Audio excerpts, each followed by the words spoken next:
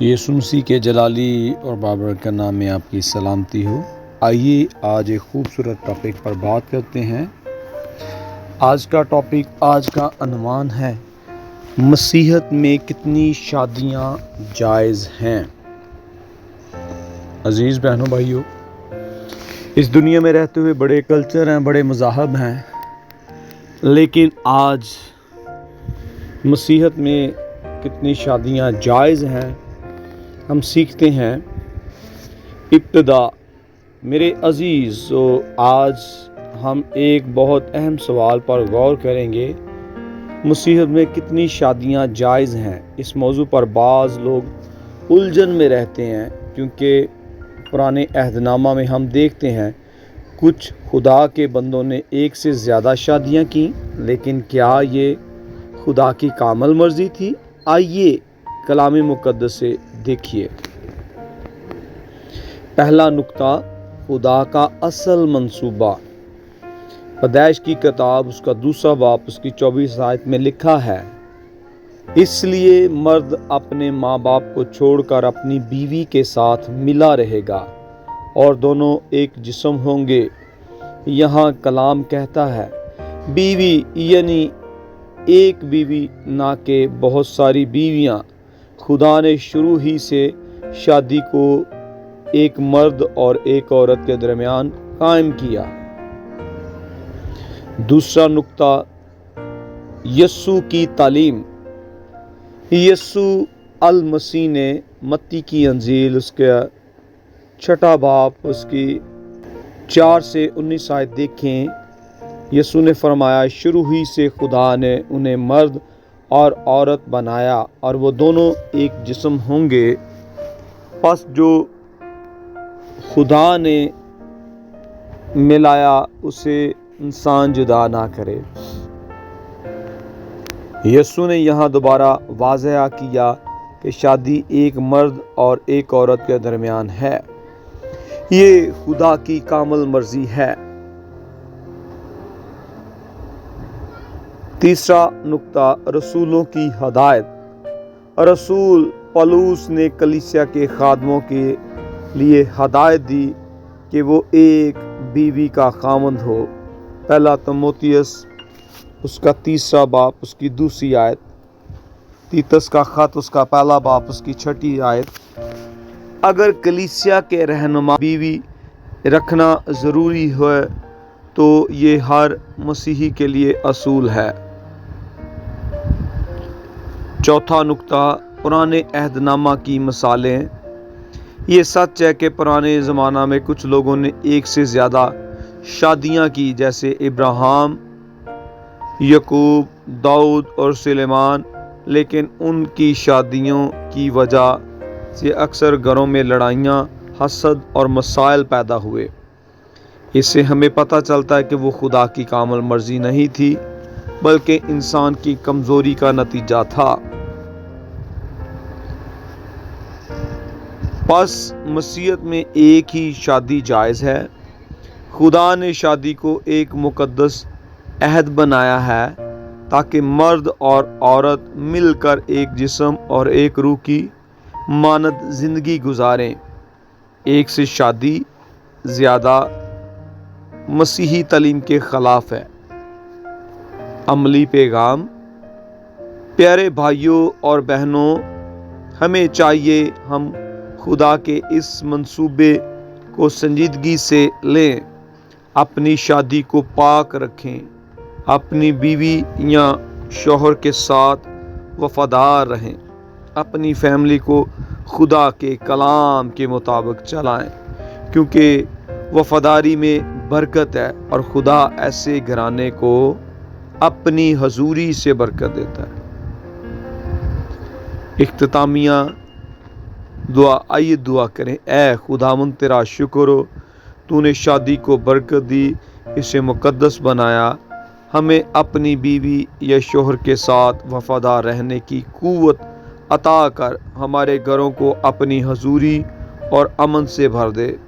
یسوع ناصری، آج ہم نے کلام مقدس سے یہ سیکھا ہے کہ جیسا کہ خداوند بائبل کے 2 حصے پرانا عہد نامہ جو نبیوں پر خداوند تو نے یہ قلم بند کیا ہے، اور خداوند نبیوں نے، جبکہ خداوند اپنی نہیں بلکہ خداوند تیری مرضی کو نہیں، اپنی مرضی کو آگے رکھا اور ایک سے زیادہ شادیاں کی، بے حد خداوند انسان کی اس میں مرضی اور آرزو شامل تھی، لیکن وہ کامل مرضی نہیں تھی۔ خداوند تیری کامل مرضی ہے۔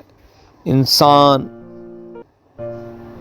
خداوند شروع ہی سے غلطی کرتا ہے اور خطا کرتا ہے۔ خداوند آج ہم نے کلام میں مقدس میں سے سیکھا ہے، سنا ہے کہ انسان اپنی بیوی سے ملا رہے، اور خداوند تیرا کلام فرماتا ہے کہ جسے خدا نے جوڑا اسے آدمی جدا نہ کرے۔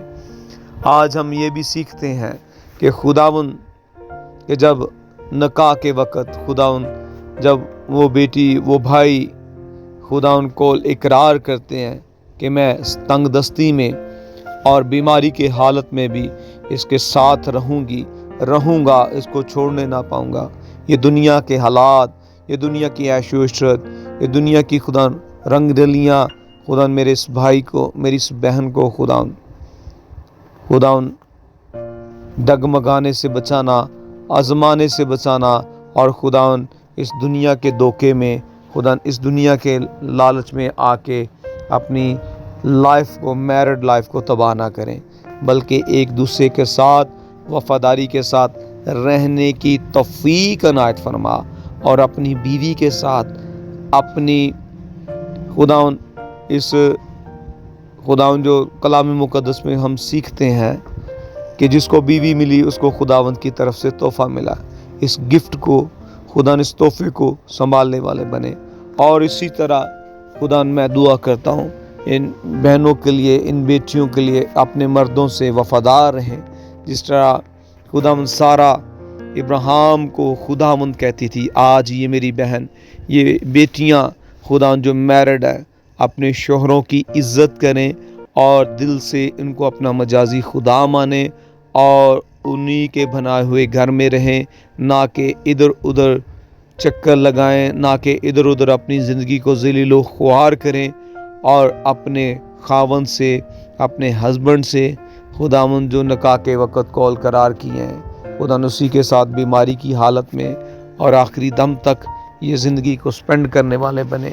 خدا میں تیرا خادم ہونے کے ناطے سے دعا کرتا ہوں، خدا آج کی یہ ویڈیو، خدا آج کا یہ میسج صرف جسٹ میسج نہ ہو، بلکہ ہم ایک دوسرے کو دل سے پیار کریں اور ایک دوسرے کی عزت کریں، اور اپنی شادی کو یسوع کے پاک لہو سے جوڑیں۔ ابلیس کی گندی ندیدنی طاقتیں، قوتیں جو اس کپل کو ختم کرنے والی ہیں، اس جوڑے کو خدا توڑنے والی، یسوع کے نام سے باندھتا ہوں، یسوع مسیح کے نام میں، یسوع مسیح کے نام میں۔ خدا یہ کپل، خدا یہ جوڑا جو تو نے جوڑا ہے، خدا اس آدمی کو، اس عورت کو، خدا جس طرح تو نے خدا کہا کہ مرد کا اکیلا رہنا اچھا نہیں، تو نے اس کے لیے اس کا مددگار، اس کا جیون ساتھی بنایا ہے۔ خداوند یہ آپس میں ملے رہیں، یہ آپس میں پیار محبت کے ساتھ ہیں، یہ ایک دوسرے کی باتوں کو برداشت کریں، اور خداوند دعا کرتا ہوں یسوع نام میں، خدا یہ اپنی بیوی سے، یہ اپنے خاوند سے، یہ کپل ایک دوسرے سے پیار کرتے رہے، اور ان کی زندگیوں سے خدا لوگ برکت پائیں، اور ان کی زندگیوں سے لوگ مثال دیں کہ یہ بڑا بابرکت خاندان ہے، یہ بڑا بابرکت مثالی گھرانہ ہے۔ خداوند آج ہمیں اس کلام مقدس پر عمل کرنے کی توفیق عنایت فرما۔ خدا بے شک یہ پرانے عہد نامہ میں نبیوں نے شادیاں ایک سے زیادہ کی، لیکن تیری کامل مرضی یہ تھی کہ انسان اپنی بیوی سے ملا رہے، اپنے خاوند سے ملا رہے، تاکہ یہ خاندان جو تو نے جوڑا مضبوط رہے۔ خدا تو چھو برکت دے، اور خدا میں دعا کرتا اس کپل کو، خدا جو بیبیز، خدا جو اولاد کی وجہ سے دوسری شادی کر رہے ہیں، خدا اس ٹیپ کو، اس ریکارڈنگ کو سننے والوں کو برکت دے، اور اولاد نرینہ سے نواز، اور دعا کرتا ہوں خدا یہ تیری شکر گزاری کریں، اور آج ان کے ایمان کو ایسا کر دے کہ اگر میں دوسری شادی بھی کروں تو خدا مجھے اولاد کی جو کمی ہے وہ پہلی ہی سے پوری کر سکتے ہیں، مجھے دوسری شادی کرنے کی ضرورت ہی نہیں ہے۔ خدا ایسا ایمان دے دے تاکہ یہ ایک دوسرے کی دل سے عزت کریں اور خدا ان کو مالا مال کر برکت دے، یسوع کے جلالی نام میں، آمین۔ God bless you.